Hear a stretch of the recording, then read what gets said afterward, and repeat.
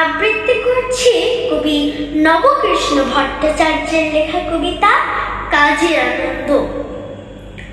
মৌমাছি মৌমাছি কোথা যাও নাচি নাচি, দাঁড়াও না একবার ভাই, ওই ফুল ফোটে বনে, যাই মধু আহরণে, দাঁড়াবার সময় তো নাই। ছোট পাখি কিচিমিচি ডাকি ডাকি, কোথা যাও বলে যাও শুনি, এখন না কব কথা, আনিয়াছি তৃণলতা, আপনার বাসা আগে বুনি।